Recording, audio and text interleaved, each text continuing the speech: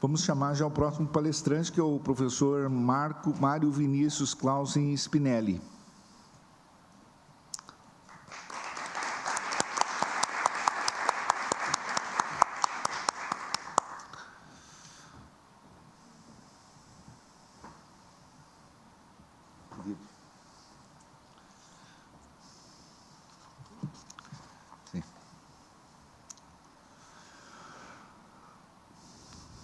Dr. Mário Vinícius Clausen Spinelli tem um vasto currículo.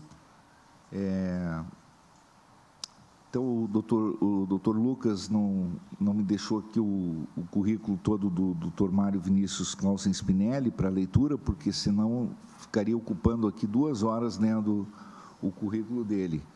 Mas ele tem uma trajetória assim de combate à corrupção no Brasil, que é conhecida de todos os brasileiros. Passou pelo município de São Paulo,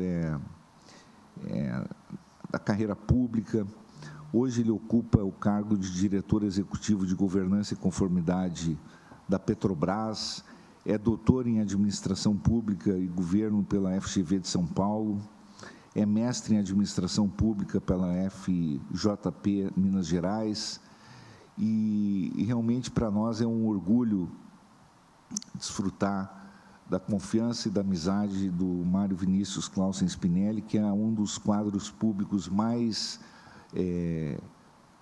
prestigiados e qualificados do Brasil. Muito obrigado por estar conosco aqui no seminário Novos Paradigmas do Compliance no Brasil. Mário, você tem a palavra. Obrigado, Fábio. Queria agradecer a organização do evento pelo convite, na pessoa do Dr. Fábio Medina Osório, ex-ministro da Advocacia Geral da União. Agradecer ao BNDES pela acolhida, né? Cumprimentar aqui os companheiros de mesa, querida Vanessa. Para mim é um enorme prazer estar aqui com vocês na manhã de hoje, discutindo esse tema, e eu acho que a organização do evento foi muito feliz na escolha do tema, para a gente pensar um pouco e refletir sobre alguns dos caminhos do compliance no país, né? O que a gente precisa pensar em termos de um compliance efetivo, de onde nós saímos e para onde desejamos chegar. Queria começar a minha abordagem com uma pergunta a todos vocês. Quem aqui atua em compliance? Quem aqui atua em compliance na área pública, incluindo estatais? Na área privada? Então, a gente percebe, eu fiz essa provocação, porque a gente percebe claramente, nesse histórico que Patrícia trouxe de forma tão clara do compliance para a gente. Eu sempre gosto também de fazer essa análise, esse contexto histórico, né, do compliance que sai de setores extremamente regulados, né, empresas grandes, lá antes da lei anticorrupção, e a partir da lei anticorrupção, que é o grande marco da disseminação do compliance no país, né, em 2013, e entrou na sua vigência a partir do início de 2014, e hoje a gente está num fórum em que o setor público está junto do setor privado discutindo compliance, com um viés muito parecido, né, ambos olhando para coisas muito parecidas. Então, a minha abordagem aqui, e não combinei com a Patrícia, mas é muito parecido com o que a Patrícia trouxe para vocês com relação ao papel do BNDES e dos próprios desafios do compliance. E o que a gente está fazendo na Petrobras, a nossa diretoria de Governança e Conformidade, ela vai completar 10 anos, agora no fim do ano, foi criada no fim de 2014, no momento em que a Petrobras passava por um momento muito difícil, que é justamente quando é deflagrada a Operação Lava Jato, começa a empresa a sofrer o que sofreu, e, como resposta, né, uma das primeiras respostas foi a criação de uma diretoria dedicada a cuidar de questões de integridade. E hoje, ao celebrarmos 10 anos, é necessário olhar para o passado e verificar o que a gente fez e o que a gente precisa fazer. E isso conversa muito com o tema do evento de hoje, porque eu acho que, cada vez mais, o compliance assume atividades, assume atribuições que no primeiro momento não faziam parte da sua rotina. Então, se lá em 2013, né, nós temos esse grande marco, porque antes de 2013, compliance em setores, empresas muito grandes, setores muito regulados, como o setor bancário. 2013, a lei anticorrupção vem e estabelece que empresas que não tivessem programas de integridade teriam problemas, né? Estabelece que essas empresas poderiam ter, por exemplo, as suas punições atenuadas se tivessem um sistema de integridade. Isso cria esse ambiente para que o compliance pudesse se disseminar. 2015, 2016, o compliance muito focado na anticorrupção, o foco era a anticorrupção, e, com o passar do tempo, uma série de novas atribuições passam a ser assumidas. Então, hoje a gente tem um desafio que não é pequeno. Quando se fala em compliance, hoje, muito além da anticorrupção, que continua tendo a sua importância, nós temos que olhar para a prevenção e combate aos assédios, que é um grande desafio para toda organização, seja ela pública ou privada. Nós temos que olhar para a questão de proteção de dados pessoais e privacidade, que agora é um direito fundamental, estabelecido na nossa Constituição, a partir do ano passado. Nós temos que olhar para questões ligadas à agenda ASG, né? Na Petrobras, a gente abrasileirou o termo, felizmente, ESG, né? Para a agenda ASG. Então, é um rol de atribuições que faz com que o profissional que atue na área tenha que ter cada vez mais um conhecimento que, se no primeiro momento era limitado a questões anticorrupção, conhecimento muito mais amplo. E o que a gente fez na Petrobras, né? Porque o objetivo aqui, quando a organização do evento me convidou, e eu acho que foi muito feliz, né? Queria também cumprimentar o Walter, querido Walter, diretor jurídico aqui no BNDES, meu querido amigo Marcelo, secretário na CGU, secretário de Integridade Privada na CGU. E o objetivo aqui, então, é trazer um modelo Petrobras, mas com base nessa reflexão que o próprio tema do evento propõe, que é os novos paradigmas do compliance no Brasil. O que a gente buscou fazer na Petrobras para adaptar a empresa para esse novo contexto em que o compliance assume tantas atribuições? No ano passado, nós fizemos a primeira grande reestruturação da nossa diretoria, e ela conversa muito com o que nós consideramos ser esses paradigmas, e Patrícia trouxe de forma brilhante aqui na sua intervenção inicial. Então, a ideia aqui, pessoal, é apresentar um pouco o que a gente faz, mas o que a gente também vai se propor a fazer em função desse novo contexto que está dado, né? Eu costumo brincar, ontem à noite, eu sou professor lá na Fundação Getúlio Vargas de São Paulo, tanto na graduação quanto no mestrado. E ontem à noite estava fazendo uma apresentação para gestores públicos do Brasil inteiro, tinham 80 pessoas, e era sobre assédio, combate a assédios, assédio sexual, basicamente assédio sexual, assédio moral e discriminação. Até porque esse ano também nós temos que falar sobre assédio eleitoral. Eu até escrevi um artigo sobre isso, saiu publicado em alguns jornais, que também é uma das novas questões que precisam ser enfrentadas para o compliance, né? Estão as empresas preparadas para evitar formas de assédio eleitoral? A gente viu, nas últimas eleições, houve um recorde de denúncias encaminhadas ao Ministério Público do Trabalho com relação ao assédio eleitoral. Empresas assediando empregados para votar em determinado candidato. Então, mais um desafio que precisamos enfrentar. Estão os códigos de ética preparados para isso? Tem previsão para isso? E estava falando um pouquinho sobre isso ontem para esse público lá no curso da FGV, é um curso para gestores públicos. Isso está dado, gente. Quem acha que isso é mimimi, que vai passar, está muito enganado, sinto dizer, né? Organizações que não estão prontas a prevenir e combater, por exemplo, todas as formas de assédio, vão perder muito dinheiro. Vão perder muito dinheiro, vão perder mercado. Está vindo uma geração aí que, felizmente, não tolera determinadas condutas que no passado eram condutas comuns. E as organizações, sejam elas públicas ou privadas, têm que estar preparadas para isso. Crises de reputação, crises de imagem custam muito dinheiro. Petrobras sabe muito bem disso, né? Teve uma grande crise reputacional e sabe quanto isso custou. Então, esse é um pouco esse diálogo que eu pretendo fazer com vocês nessa breve intervenção aqui na manhã de hoje.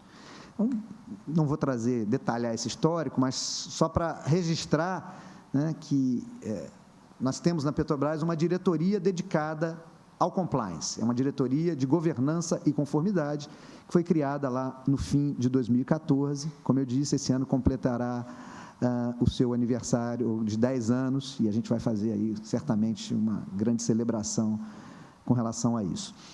E a área foi se aperfeiçoando, agregando atividades.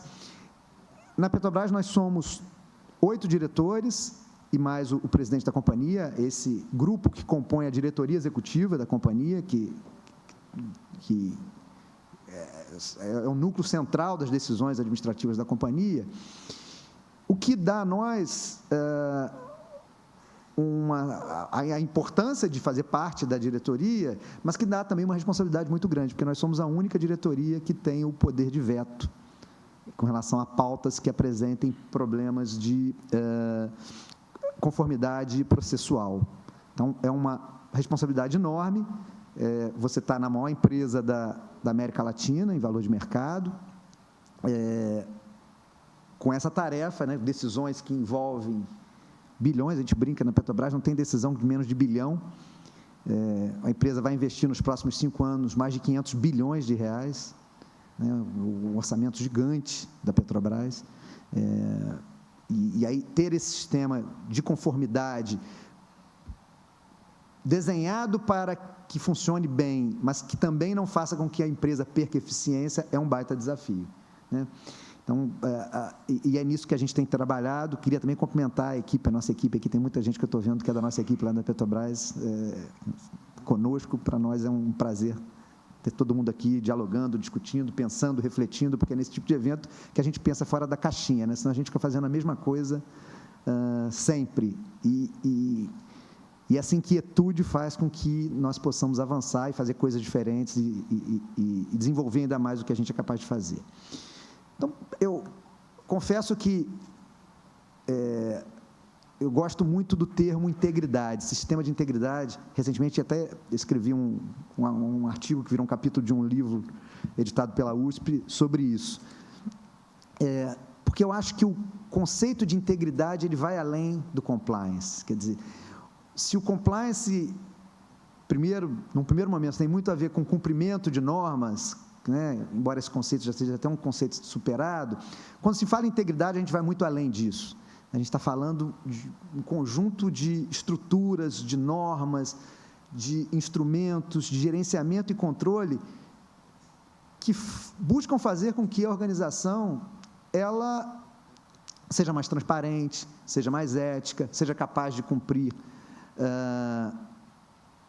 com as normas, mas também seja capaz de fazer com que ela tenha políticas de responsabilidade social, de um olhar para as pessoas, de respeito com as pessoas.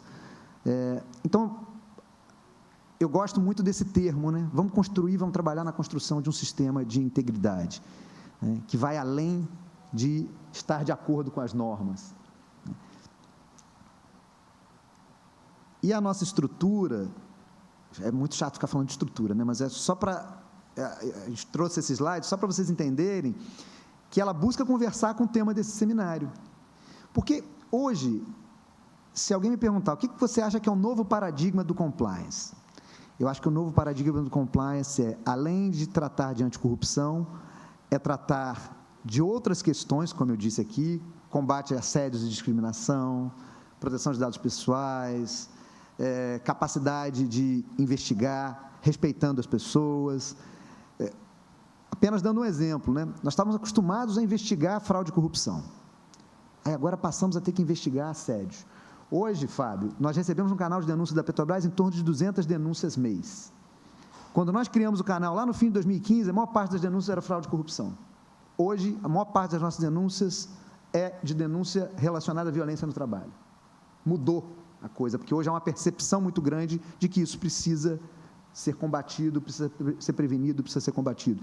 E aí, investigar assédio sexual, por exemplo, é totalmente diferente de investigar fraude e corrupção. A abordagem é outra, o jeito de entrevistar os envolvidos é outro, o jeito de... A prova é outra.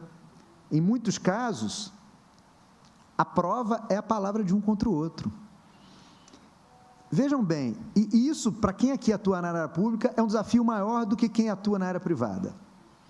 Na área privada, quando você tem uma investigação de assédio, e eu tive no setor privado durante um tempo, sei disso, é muito comum as empresas desligarem a pessoa antes de a investigação ser concluída, só com base em indícios, quando há indícios robustos. No setor público, a gente não pode fazer isso. Petrobras, BNDES não podem fazer isso, porque a gente só demite por justa causa, em geral, né? Os nossos empregados são concursados. E aí você tem que ter um nível de prova muito mais robusto. A sua investigação tem que ser muito mais robusta. E as pessoas têm que estar preparadas para saber entrevistar. A entrevista de assédio é totalmente diferente, a entrevista de uma investigação de assédio é totalmente diferente de uma entrevista de investigação de fraude e corrupção.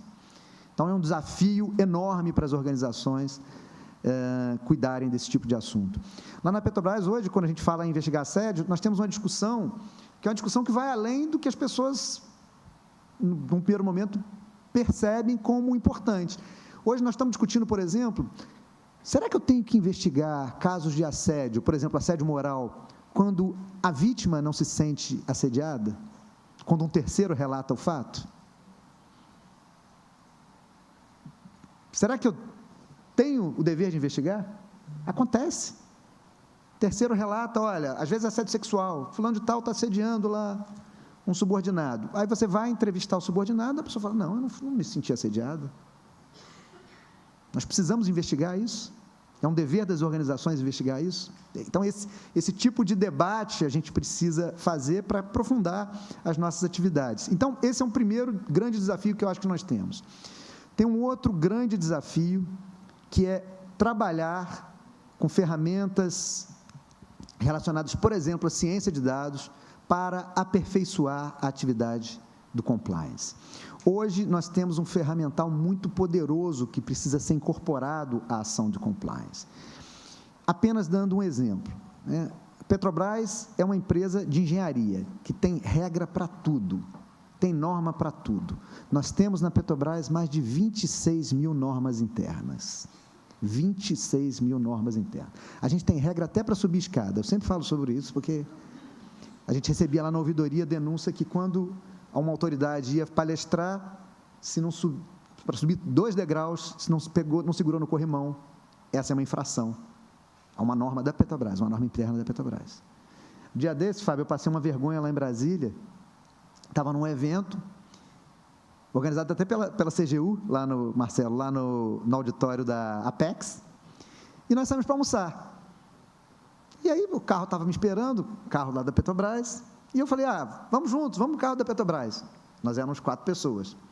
Aí o motorista falou assim, diretor, 4 não vai rolar. Eu falei, mas por quê? O carro, você e mais 4? Porque tem uma norma interna da Petrobras que o carro não pode andar com 4 pessoas. O carro só pode andar com 3. Além do motorista. Eu não sabia da norma. O motorista me ensinou. Tive que pedir para uma pessoa que ia conosco, falou, infelizmente, você vai ter que chamar um Uber ou pedir um táxi. Então, a gente tem norma para tudo. Norma para tudo. E não podia ser diferente. Uma empresa industrial que atua, muitas vezes, num ambiente super inseguro, super perigoso, né? Uma plataforma de petróleo lá no meio do mar, uma refinaria, apertar o parafuso errado pode dar problema. Então, a gente tem norma para tudo. Hoje você tem ferramentas, como, por exemplo, ferramentas de mineração de dados e de mineração de processos, que te permitem identificar irregularidades em tempo real de uma coisa que sai da rotina. Então, se eu tenho um processo, por exemplo, de pagamento, no meu fluxo de pagamentos da organização, eu posso usar essa ferramenta para detectar um pagamento que fugiu da rotina, pelo sistema. Acende lá uma red flag. Naquele momento, eu identifico e corrijo. A gente precisa incorporar isso ao compliance. A gente precisa trabalhar com dado, trabalhar com indicador. Eu preciso saber se eu estou treinando as pessoas com relação, por exemplo, a assédio moral ou a discriminação, que também é um grande problema das organizações, e se eu aumento o número de denúncias, eu preciso saber se esse aumento decorre do treinamento que eu fiz ou se eu estou tendo um número maior de casos. No ano passado, a Petrobras teve uma grande crise reputacional com relação à questão do assédio sexual. Foi uma grande crise. A gente já tinha um sistema robusto de apuração dos assédios e esse sistema não foi suficiente para que a gente passasse pelo que passamos. Todos os jornais, todo dia Globo News de tarde lá, casos de assédio sexual na Petrobras, relatos. Tivemos que remodelar a nossa forma de investigar e apurar, por conta do que aconteceu. E, com isso, conscientizar as pessoas que elas podiam denunciar. O que aconteceu no momento seguinte? Um aumento no número de denúncias. Aí você pode interpretar isso de duas formas. Aumentou o número de denúncias porque as pessoas se sentiram mais confortáveis para apresentar o seu relato, ou aumentou o número de denúncias porque os casos de assédio aumentaram? A gente tem que ter questão. Nesse caso, eu tenho a convicção que aumentou porque a gente conscientizou. Foi uma campanha tão grande que nós fizemos que as pessoas se sentiram mais livres para denunciar coisas que já vinham acontecendo. Né? Uma das coisas que nós fizemos, por exemplo, foi criar um canal de acolhimento às vítimas, com atendimento psicológico, além do canal de denúncia. Né? Que é até uma coisa, falando de novo paradigma do compliance, que se apresenta para a gente. Né? Quer dizer, aquele famoso tripé que o compliance sempre usou para se estabelecer de prevenção, detecção e remediação, nos casos de assédio ele não se mostra suficiente. Você tem que ter acolhimento, você tem que ter transparência, eu tenho que dizer que eu estou punindo, em alguns casos, o que é um grande desafio numa empresa que atua, que os empregados são contratados no regime seletista, porque eu não posso... Lá na CGU, né, Marcelo, a gente divulga, a pessoa é punida, a gente publica lá, foi punida, foi demitida, a causa foi essa, está lá no Diário Oficial e depois vai para o portal da transparência, tem lá o cadastro de, como é que é o nome do cadastro de punidos? Pessoas punidas, né? Cadastro de pessoas punidas. Na Petrobras eu não posso fazer isso, porque o regime seletista não permite esse nível de transparência. E aí, como eu divulgo para as pessoas que eu estou punindo quando tenho que punir pessoas por questões de fraude e corrupção, por questões de assédio? Então, é um pouco também um dos desafios que temos. E o que nós fizemos, então? Foi preparar a nossa diretoria para esse novo contexto, para esses novos paradigmas do compliance. Então, nós criamos uma área específica para trabalhar com ciência de dados. Essa área vai produzir indicadores, essa área vai trabalhar com ferramentas de mineração de dados, ferramentas de mineração de processos, ciência de dados aplicada ao compliance. Vai trabalhar com indicadores, desde aqueles mais básicos, como, por exemplo, tempo de apuração de uma denúncia. Qual que é o tempo médio que eu demoro para apurar? Qual que é o meu nível de punição, por exemplo, de empresas? Uma das áreas que nós criamos, que é a área de responsabilização disciplinar, a Petrobras não tinha uma corregedoria, passou a ter, a partir do ano passado, é a área que cuida da responsabilização tanto de empregados, como da responsabilização de empresas e também as tomadas de contas especiais. Nós somos, hoje, a entidade que mais aplica sanções no país com base na lei anticorrupção. A Petrobras já superou 200 milhões de reais de multas aplicadas a empresas.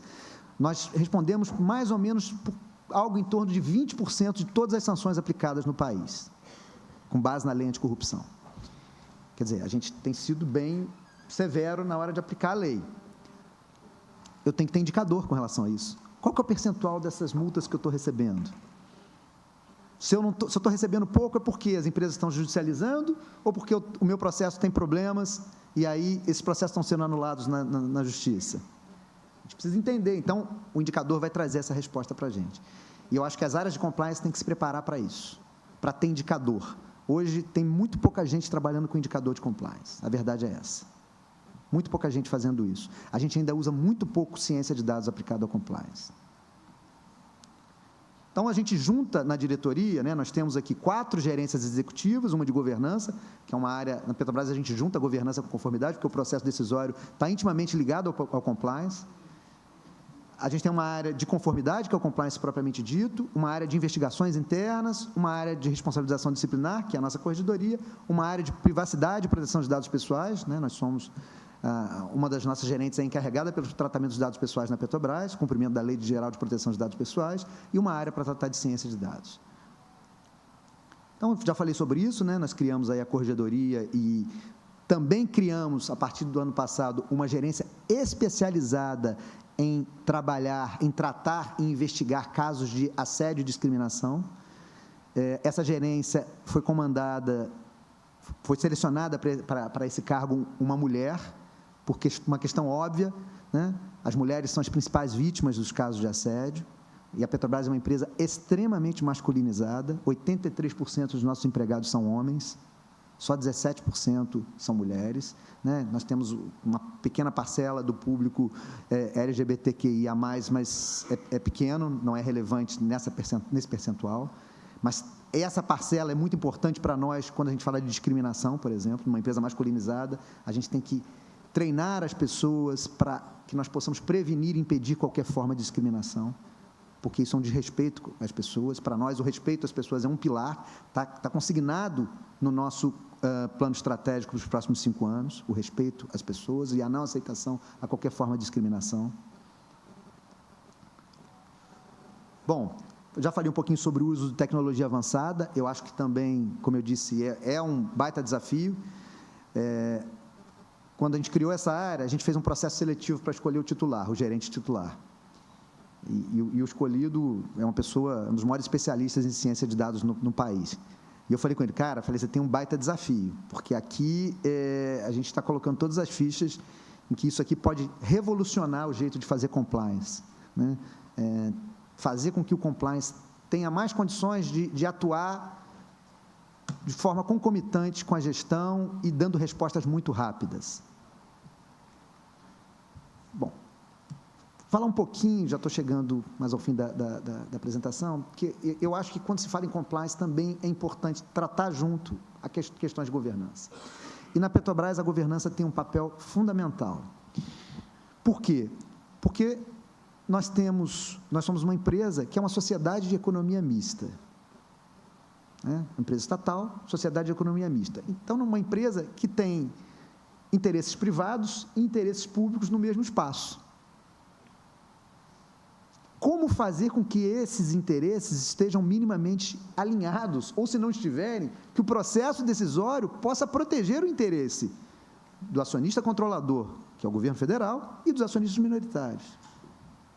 Porque quando se fala em acionistas minoritários, a gente tem que lembrar que nós estamos falando de todos os públicos, desde o grande acionista, que tem muitas ações, os grandes fundos de investimento, até o pequeno acionista, que muitas vezes investe a sua poupança de anos de trabalho ao comprar uma ação da empresa.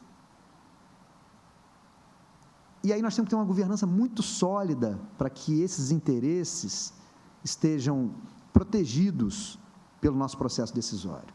Então, o que a gente construiu em termos de modelo de governança? A nossa governança, nós temos a Assembleia Geral de Acionistas, né? A Petrobras tem mais de 700 mil acionistas, o nosso Conselho de Administração, que é formado por 11 membros, atualmente 5 indicados pelo acionista controlador, um representante dos empregados e 4 minoritários, aliás, 6, 1 e 4, desculpa, 6 do governo federal, um representante dos empregados e 4 minoritários, hoje a composição do nosso conselho é essa. E aí nós temos instâncias que vão guiar esse processo decisório. No que diz respeito à governança, nós somos os responsáveis pela definição das regras de governança. Então, nós temos regras de alçada, por exemplo, determinada decisão só a diretoria executiva pode tomar de forma colegiada, dependendo do valor envolvido, a decisão pode ser tomada no âmbito de uma gerência executiva, mas todo o processo decisório, que foi construído para privilegiar decisões colegiadas, decisões coletivas. Então, eu recentemente falei num evento do IBP, até a imprensa divulgou, eu falei, na Petrobras ninguém decide nada sozinho. E essas decisões são precedidas, a depender da sua importância, do seu valor, de avaliações técnicas feitas por comitês específicos que vão pautar o processo decisório. Então, quando chega para a nossa reunião de diretoria executiva, ela é longa, ela é semanal na Petrobras, às vezes ela dura 12 horas. A gente começa às 10 horas da manhã, recentemente acabamos uma 11h30 da noite. As decisões vão pautadas já com pareceres. A gente já vai decidir, né, com base nos pareceres das áreas técnicas. Tudo isso para privilegiar a decisão técnica, nessa arena, né, que tem tantos interesses envolvidos. Então, esse slide fala um pouquinho sobre isso, né? Esse processo decisório, esse modelo de governança, né? E aí, para isso, a gente tem que cumprir regras que são regras estabelecidas pelo mercado ou também regras estabelecidas pelo próprio governo. Hoje, a gente cumpre 94% das boas práticas do Código Brasileiro de Governança Corporativa. E só não cumprimos 100%, eu sempre provoco a equipe lá, falei, vamos cumprir 100%. Aí eles falam, olha, não dá para cumprir 100% porque 6 não são aplicáveis à Petrobras por ser uma empresa estatal, senão a gente iria cumprir 100%. E a gente está no nível 1 do índice de governança da SEST. Quer dizer, então, é o nível mais alto de governança corporativa por conta da necessidade de a Petrobras estar alinhada às melhores práticas em termos de governança. Isso tem impacto direto no compliance. Porque se a gente não tiver um processo decisório robusto, a coisa estoura lá no compliance, né? O nosso modelo, que é um modelo conhecido, não vou falar, meu tempo já está chegando ao final, é desenhado com base no famoso modelo das 3 linhas, né? Que no passado eram 3 linhas de defesa, agora viraram, mais recentemente, se transformaram nas 3 linhas, em que o primeiro controle é feito pelo próprio gestor, né? Nós somos a segunda linha, a gente contribui no desenho dos controles internos, acompanha o que é feito, e a terceira linha, no nosso caso, é desempenhada pela nossa auditoria interna, que é também independente, que faz as verificações de auditoria e é vinculada, assim como nós, né, diretamente ao Conselho de Administração. Na Petrobras, tanto o diretor de governança e conformidade, que é o meu caso, como o auditor interno e o ouvidor interno, são posições que têm mandato e que são vinculadas diretamente ao Conselho de Administração. No meu caso, a interrupção desse mandato só pode ser feita com a maioria do Conselho e com a maioria dos conselheiros representantes dos acionistas minoritários. Então, a proteção para que o diretor possa atuar com independência.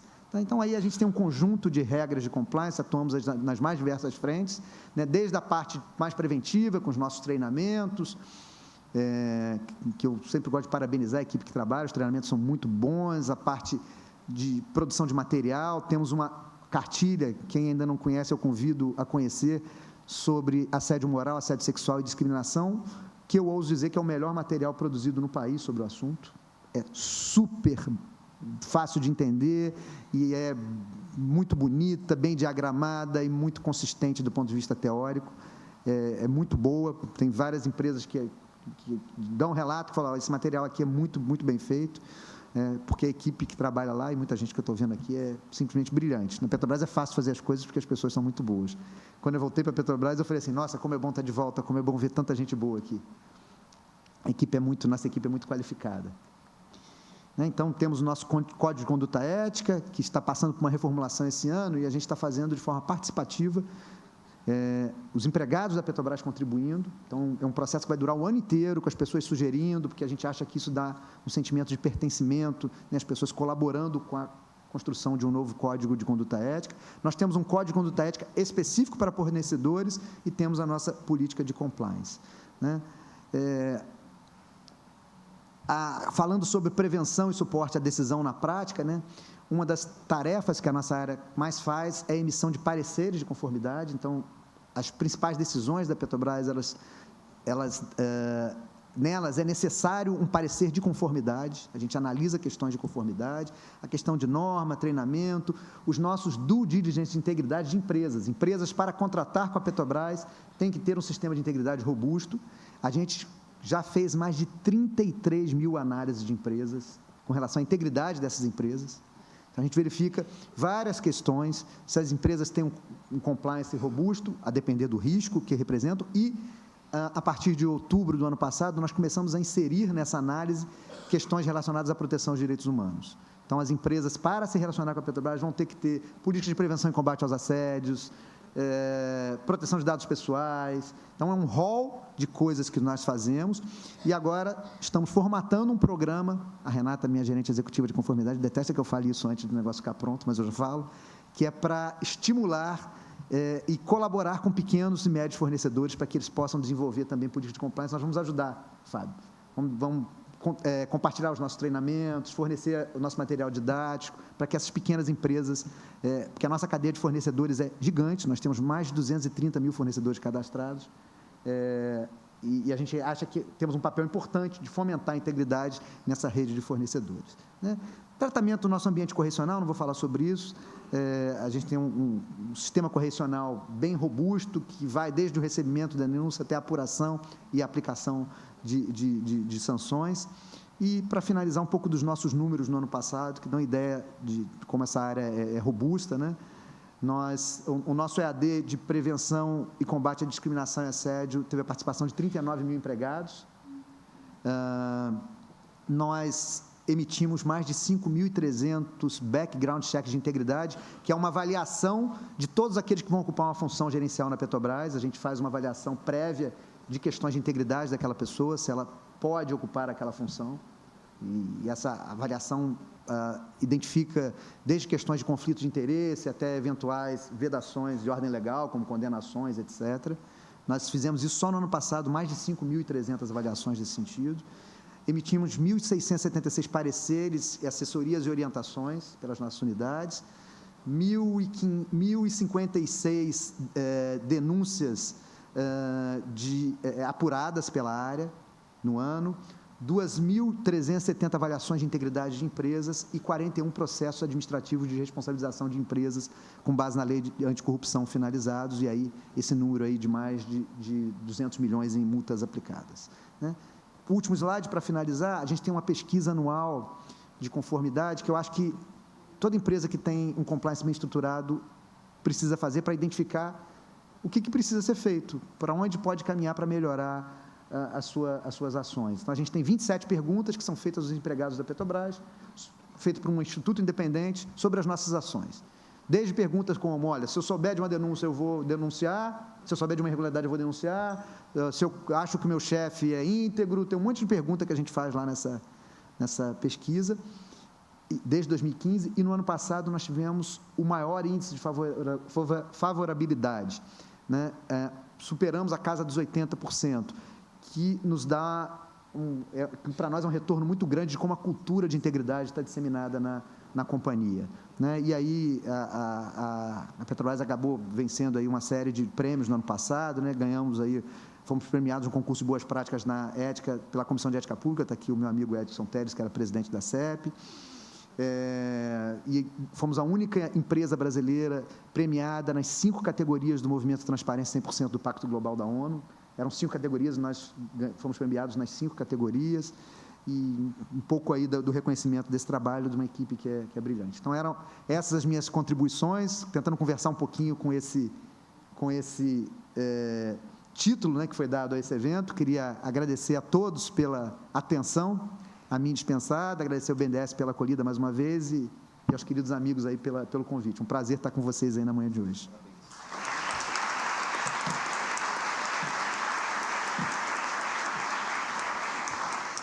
Obrigado.